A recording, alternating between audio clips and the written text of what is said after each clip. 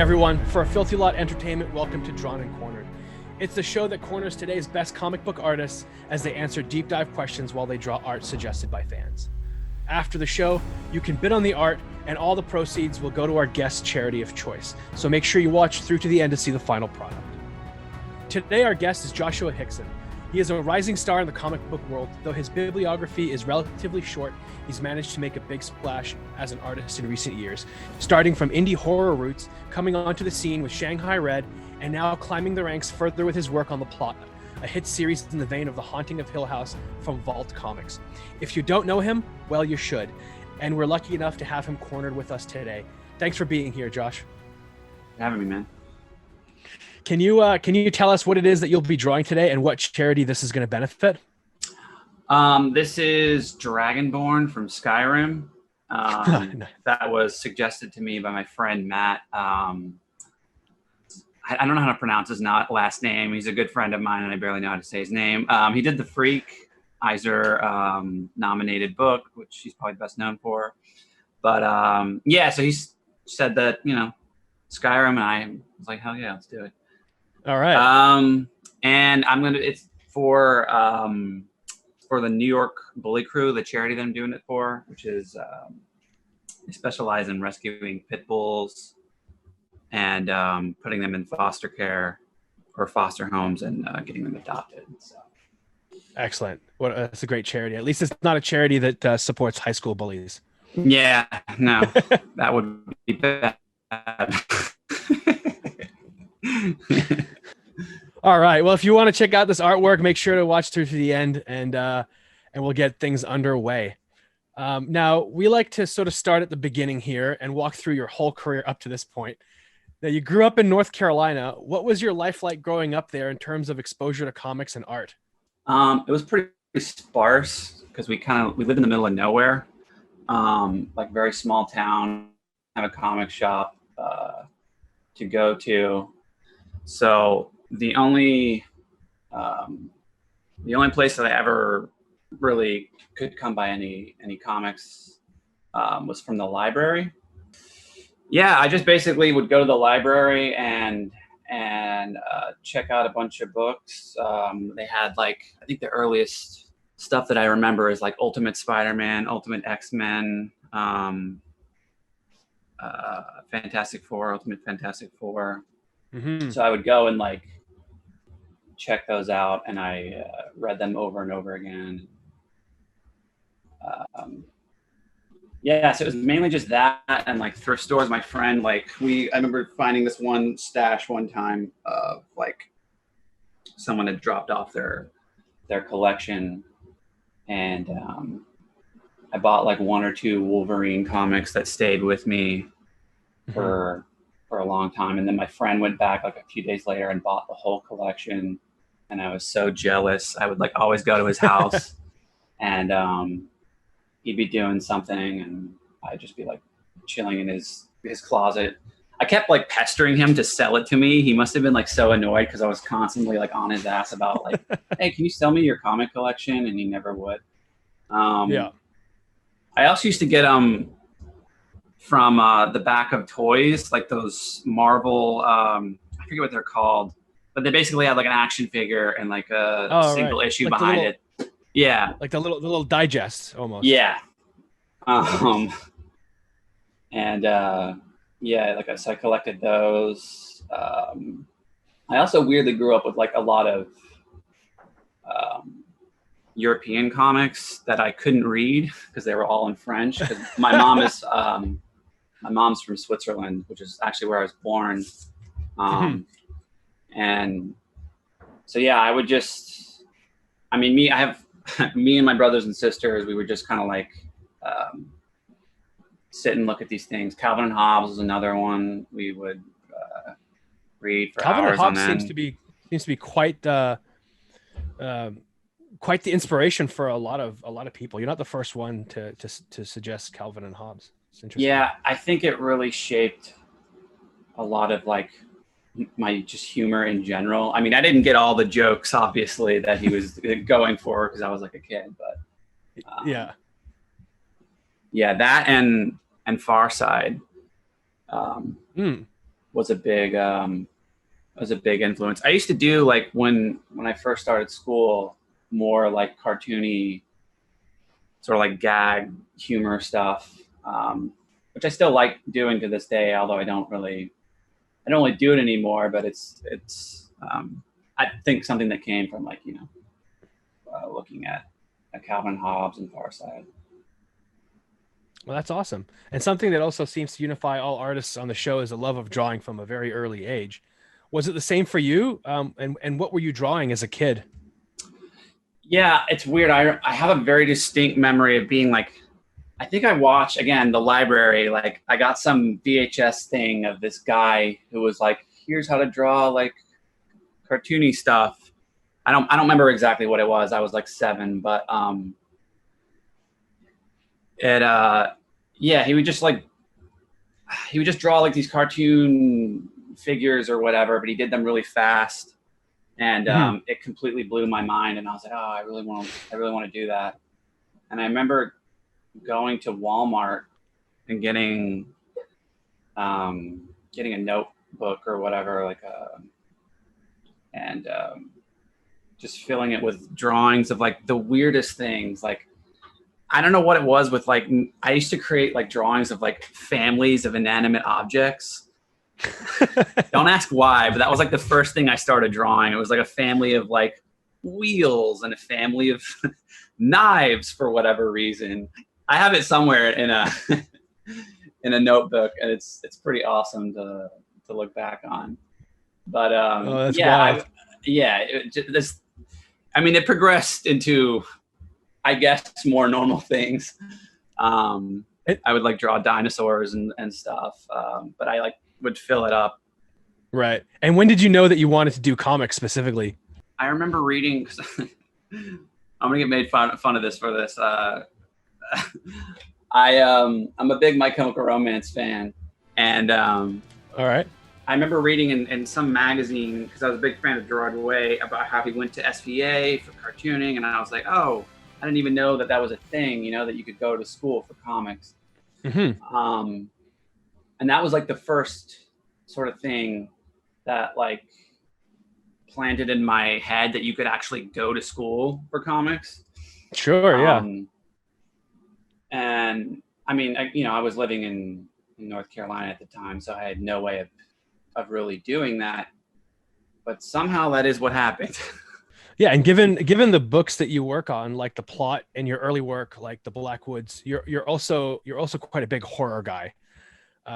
Was that also a big part of your life growing up? No, not even a little bit, which is kind of weird. I mean, I think I was like, affected by horror movies or whatever, but I wasn't a big horror person. I didn't consume a lot of like horror movies or books or even comics. So yeah, it was fairly new to me. I mean, the first book that I worked on, The Blackwoods, was kind of my first attempt at doing anything horror. So yeah, I wish I could say that I grew up with it, and but I had a pretty like sheltered childhood. I wasn't able to like watch a lot of like horror movies. So yeah, maybe if I would have, it probably would have benefited me a little bit more, considering how much I do it today. But well, do you have a horror movie that kind of left a lasting impression with you? It's funny. I actually recently rewatched it. I only remember it as the movie that scared me the most as a kid. It's called The Horror Express. It has it weirdly has like a crazy amount of great actors. There's like Peter Cushing. Why am I blanking on his name? The guy who plays Saruman. What's the guy who plays Saruman? Christopher Lee. Yeah, Christopher Lee. God. Yeah, he's in it. It's Telly Savalas is in it. Yeah, it's so you're familiar with it? Yeah. Oh yeah. Yeah. I saw it when I was like really young. I must have been like 8 or something, and it scared the shit out of me. And I recently rewatched it with my brother and my wife, and yeah, it's not as good as I remember it being. But most of those films aren't that great. Yeah, there are some good things about it. I still think it's pretty creepy and how it was shot and everything. But. Yeah. No, for me, it would have been it was Alien for me. The movie that just stayed with me the longest. I saw it. Yeah. I was about probably 9, and I should not have seen it at that age. Yeah. For sure. It was one of those things where it was like the summer. My cousin was visiting, and we had a TV in my bedroom. I had a TV in my room, which is very rare for kids growing up back then to have their own TV. Yeah. But it was like one of those things that was on at like late at night, and we were allowed to stay up, and like we have to watch this movie, and it terrified the hell out of me. Yeah. Yeah, I luckily didn't see Alien until I was much older. I don't remember what age I was. But if I had seen that early on, it definitely would have messed me up.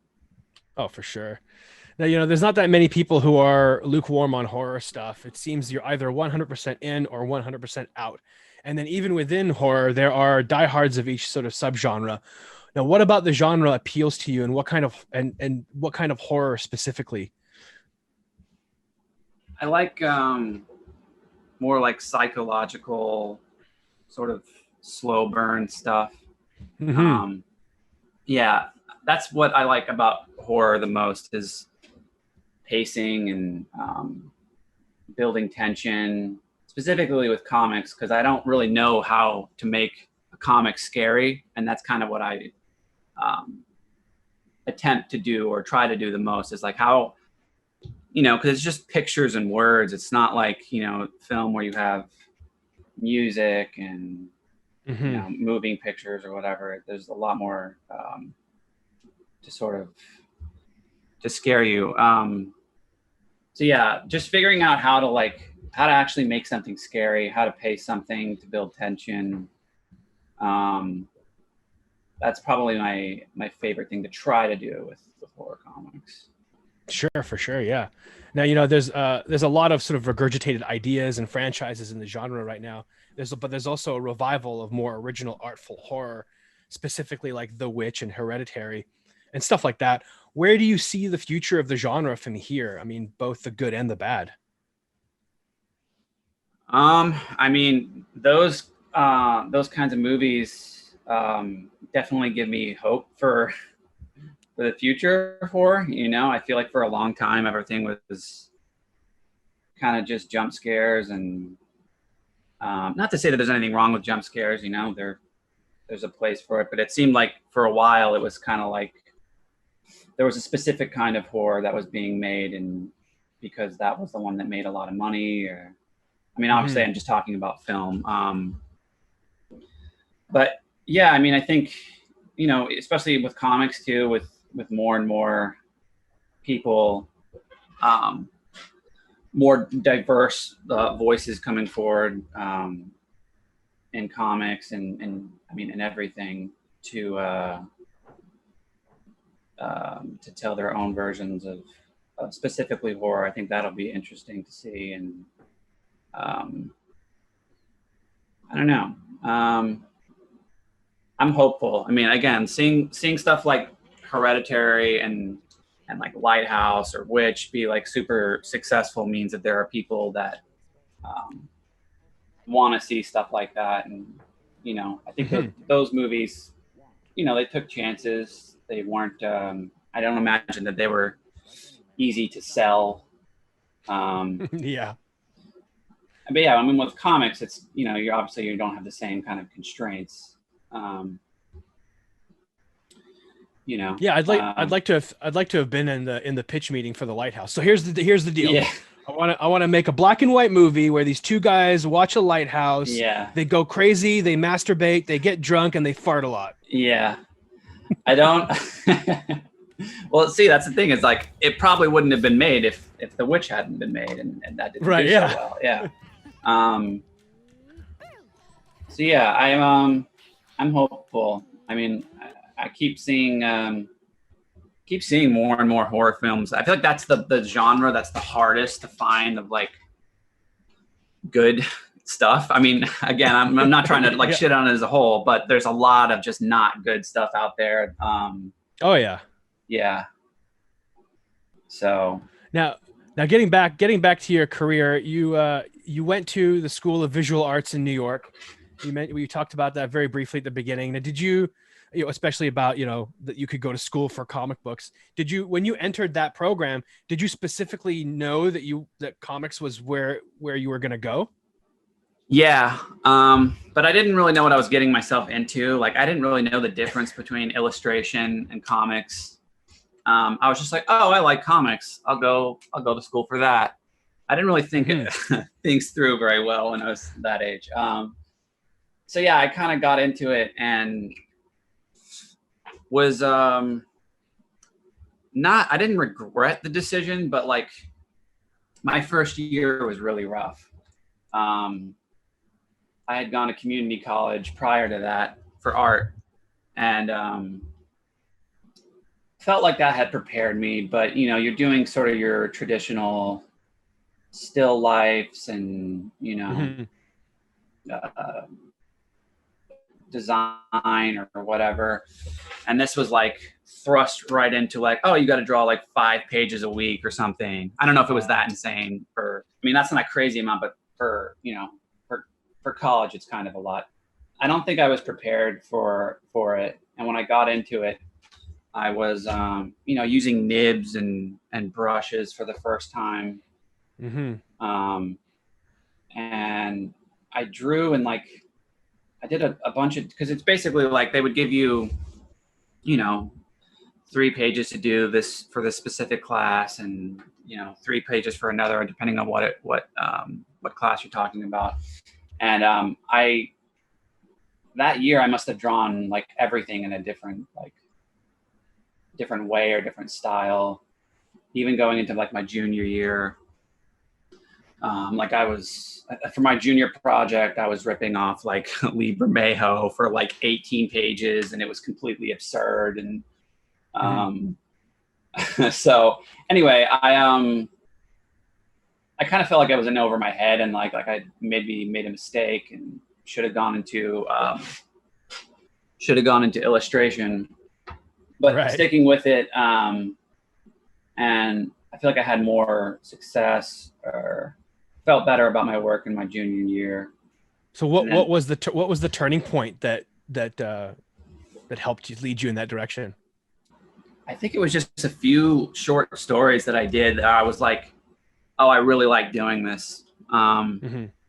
Sort of getting past like the hump of like drawing with the wrong tools, and feeling like, oh, like this is traditional tools. I need to learn how to draw with a nib or whatever. And,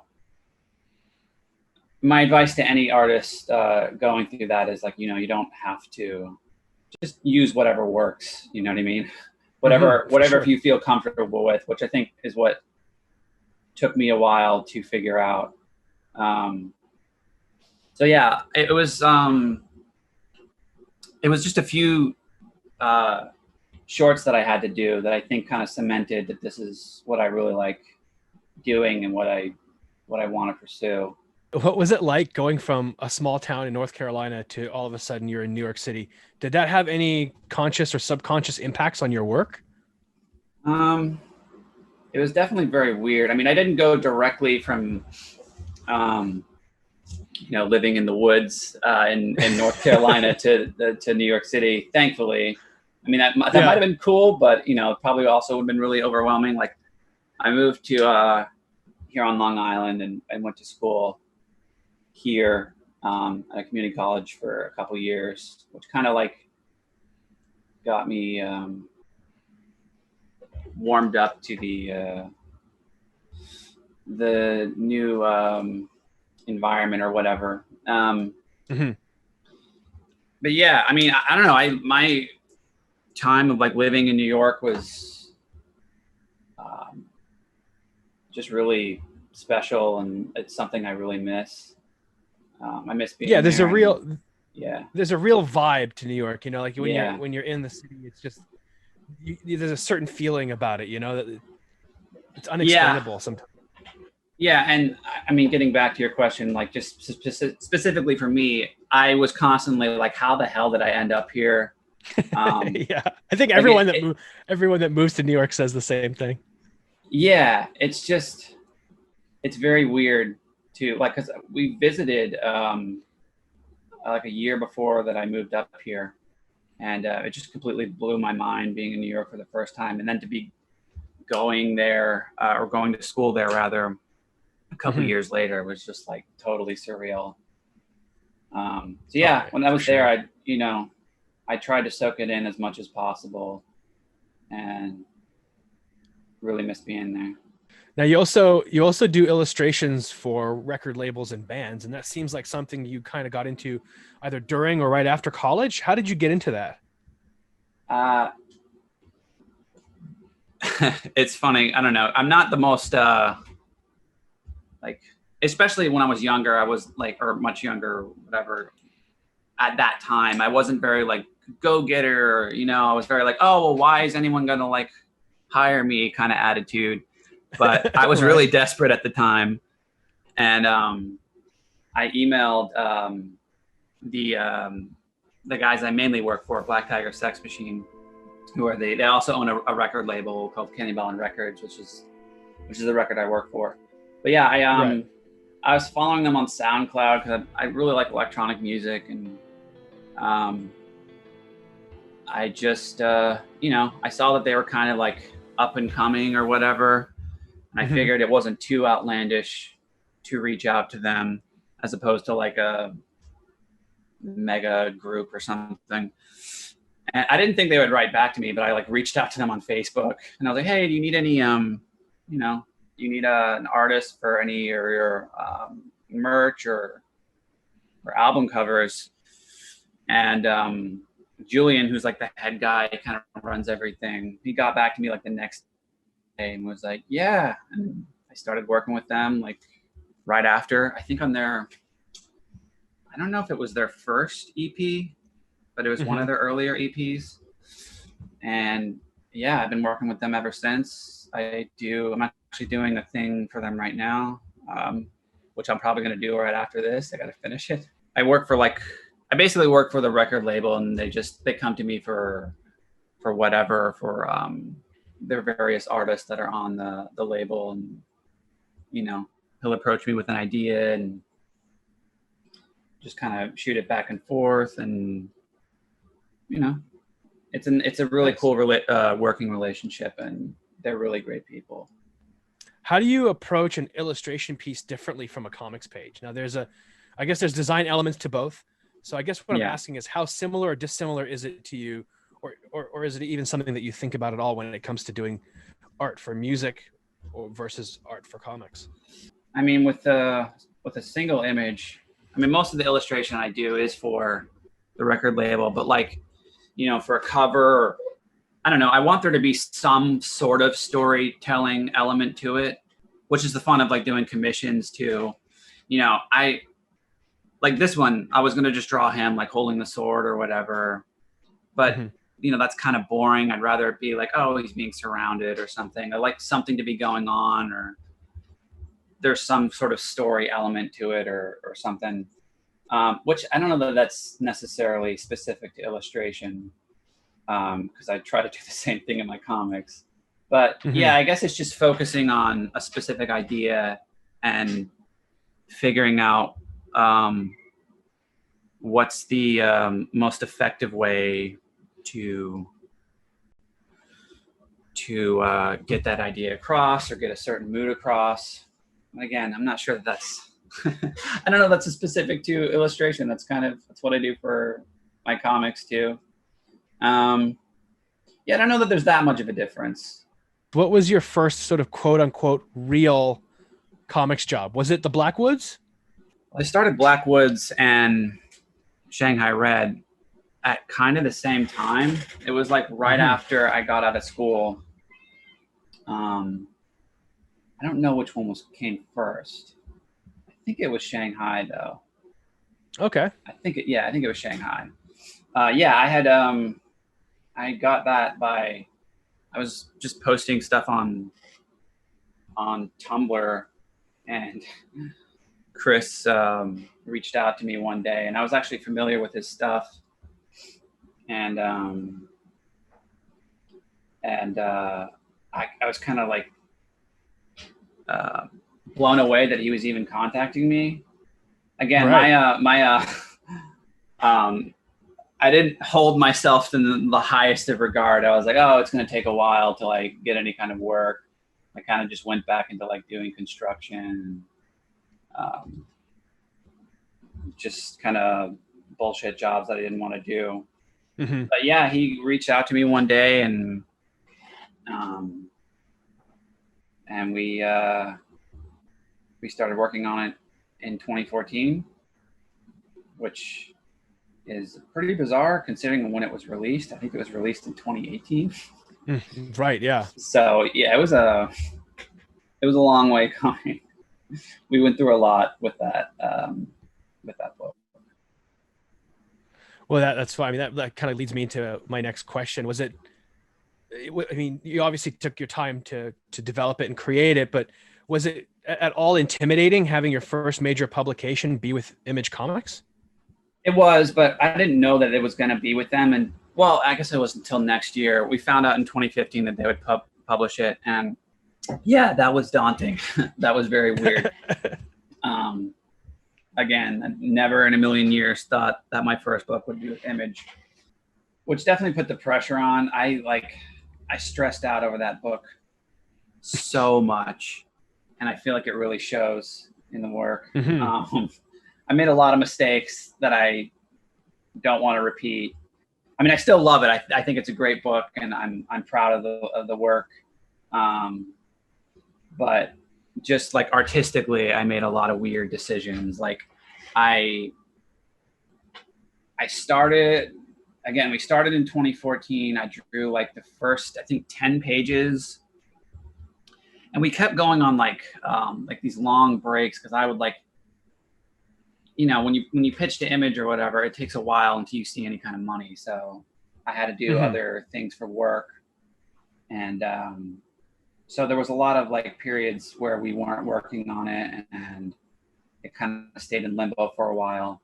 And while I was doing that, I was also working on Black Woods, which thankfully was paying me. And anyway, my style or drawing habits changed a lot from the time when the first issue was ready to be published and when I had started it. So I went back in and like redrew most of like the first 7 pages. I mean, not like fully, like I went in like digitally, like just obsessed over them. And yeah, I don't know, I was just constantly doing that up until the point where it was ready to be published. Like, just like, oh, I got to fix this and I got to do that. And it was a nightmare. The plot is your current series from Vault Comics, and you're working on that with writers Michael Morisi and Tim Daniel. How did you come on board that project? Did you know these guys beforehand at all, or did they just approach you because of your previous work? I mean, I knew of them. I was familiar with their work, but I didn't know either of them personally. Yeah, they just reached out to me, and I was, I don't remember where I was at the time. I know it was done with Shanghai, and I think I was kind of in limbo and trying to figure out what I was doing, or I might have just been finishing Shanghai. So I was like, oh yeah, it was good timing. And yeah, so they just, they messaged me about it, and I was totally on board to do more horror. Also being familiar with their work, I was stoked to work with them. Yeah, I mean, and there's also an obvious influence when you read the book by Stephen King and even more contemporary sort of filmmakers like Mike Flanagan. Now, Lonnie tells me that Michael's a big Stephen King fan, but are you also into those guys? I'm definitely nowhere near on Michael's level. Like I've read a few of his books, and like I've read like Dark Tower, several of his comics or adaptions or whatever. But I'm not like a hardcore fan. My brother actually is my oldest brother. He's been reading Stephen King for like years. So I kind of always had the books around me. And like I read Carrie when I was super young. But I wouldn't say that I'm like a diehard Stephen King or, again, I'm just, right. I didn't grow up with enough, with consuming enough horror, unfortunately. Sure. And what do you, in that regard, what is it that you try to bring to your art, especially on the plot, that sort of like takes it in your own direction? I mean, I think it's just, it's a storytelling thing. And getting back to your earlier question, like just like pacing, like that's probably the thing that I change the most in scripts is like how certain, particularly like how a scary scene or a scene where suspense is being built, just like panel count and like what we're seeing, who's reacting to what. Yeah, it's mainly like storytelling decisions. Yeah. Also, I think also just your heavy sort of line work and the contrast of the darkness that you play with that is also, helps in that regard. Yeah. I mean, I wouldn't consider myself the best draftsman, but my strength does lie because I feel like I obsess over it is, using a lot of blacks, and I like shapes, which is another reason why I like horror so much. Just the opportunity to use a lot of black is always kind of there.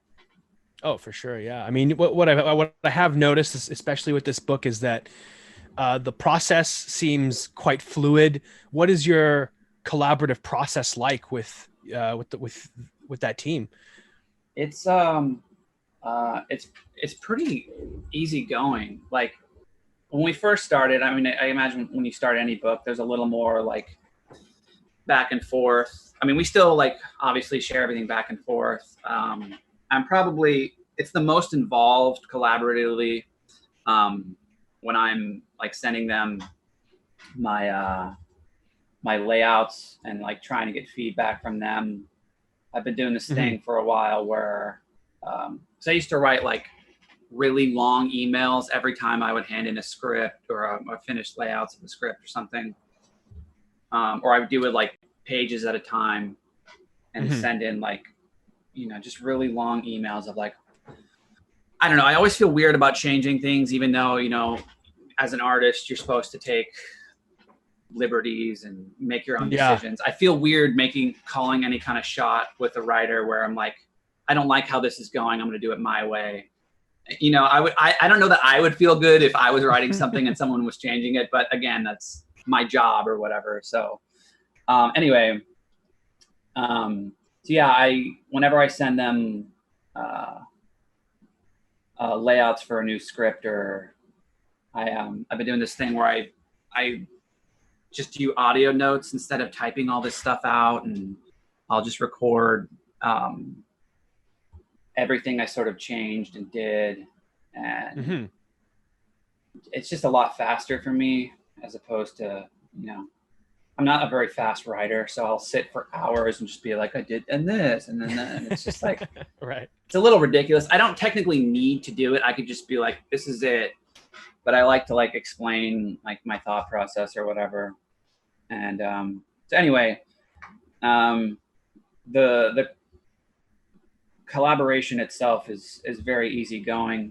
They just up until this point, or at this point, they just send me a script and I lay it out. I get back to them with my notes. If they have any notes, they'll let me know, and I'll change things, and then I just kind of start penciling. I don't think we even review pencils anymore. I sometimes send them to them. Oh wow. Yeah, but I think it's just gotten to the point where we all kind of like trust each other, and that's great. That's how every book should be, right? You got to have the sort of like develop the rapport, create the shorthand, and then the trust comes in with that as well. And then the result is something that is terrific, or at least you hope so. Yeah. No, it's been a real pleasure working with all of them. Like Tim's just been an absolute joy to work with. Same with Adrian and Michael. And, you know, we lost Jordan, unfortunately, on colors, but Michael has been super awesome too, and is bringing like a crazy amount of like just his own energy and thing to the colors. Oh, for sure. Yeah. Now, you talked about earlier about how when you were working on Shanghai Red, your art style sort of developed and you had to go back and change some pages. Now, there seems to be those who kind of draw however they knew how to do it, or those that cultivate their style most, that's sort of based on influences. What was it for you that dictated that style, or your style rather? The style that I have now, I mean, it is a lot of like looking at people that I obsess over. I'm a big fan of like Sean Phillips, Paul Zacetta, Jorge Zafino. So it is a lot of like looking at other people and just sort of figuring out how they make certain decisions. Honestly, I think the biggest thing of how my style has changed is I got really sick of drawing the same way or like having the same outcome.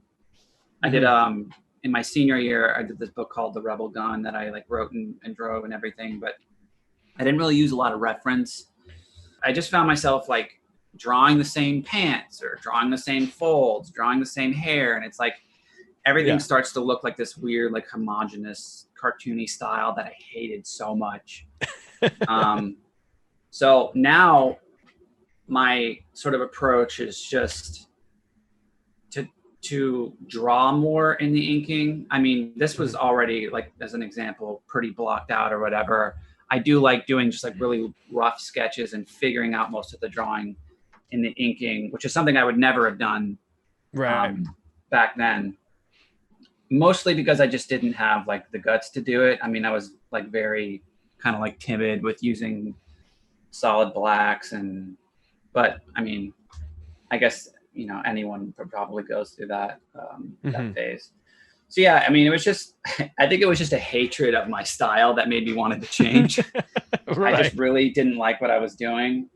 There's a lot, I mean, it sucks because like I still see a lot of the sort of bad habits or whatever in a lot of the decisions that I make that I really want to get rid of, like with drawing faces, just a bunch of different things. I just want to get better at just drawing looser and not having everything look like it was drawn the same way each time. Sure, yeah. Now, having worked mostly in horror or thriller titles up to this point, is that something that you want to continue for a while, or do you kind of have a desire to branch out and do something else, like science fiction, or maybe something more slice of life, or, you know, something along those lines? I know I want to stay in horror I mean, I'll always want to do horror, but I think for now it's what I like doing the most. And so, yeah, I am going to be sticking with it for a while, but I do, I have some ideas of, like, I really want to do some kind of fantasy comic at some point. I definitely wanted to try other genres for sure, but I would also be happy, you know, if this is what I stick with for the next, I don't know, 5 years or so, who knows? Until you get bored with it. Yeah, I'm not bored with it, so I don't know that I would change anything. Now you're almost done working on the plot, and it's certainly been quite the adventure. It's an incredible book, and if readers out there haven't had a chance to check it out, I would urge you to do so. What is it that's next for you? Do you have a project that's upcoming that you're currently working on that you want to talk about? Yeah, I can't talk about it, but I have figured out the thing that I'm doing right after. I like kind of just found out I just found out what it's going to be. I guess is all I can say. All right. I wish I could talk about it, but it's like, Who is it with? Can you at least tell us who you're collaborating with? I don't know. I'm gonna be honest. I don't know that I can. I wish that I could. I'm just gonna keep trying. Is it a creator-owned project or is it? Yeah, it is a creator-owned work thing. for hire. Okay. Yeah, it's. Will it be with Vault or Image or Boom or who's it with? Oh God, it's just like you're trying to make me dish right now. I feel like. I'm pretty sure it's going to be with Image. That's all I can say. Okay. So you've got a book with Image that's going to be next, and you can't tell us anything about it. I'm sure when the news hits, it'll be quite exciting. Yeah, sorry, I don't know. I don't know the parameters of these things and what I'm supposed to or not supposed to talk about. So I always err on the I'm not supposed to talk about anything. That's fair. Now our time has come to an end, and I would love to get a closer look at what you've been drawing this whole time. I was close. It's all good. All right. Let me see if I can. I have like a really weird rig right now where it's attached to a chair. Can't see. Hang on. I mean, you can always I could just pick it up. Yeah, that's an idea, Josh. You could just pick up the drawing. Oh, that's awesome. That looks amazing. Thanks. Josh, thanks so much for being cornered with us today. That piece of art looks incredible. And if you want to own that magnificent piece of art, check out the auction link in the description below. All the proceeds from the sale of this will benefit New York Bully Crew. Make sure to like and subscribe. Click that little bell icon to get notified for future episodes. Thanks for watching Drawn and Cornered. Thanks for being with us today, Josh. That was awesome. Yeah, thanks for having me, man. I appreciate it.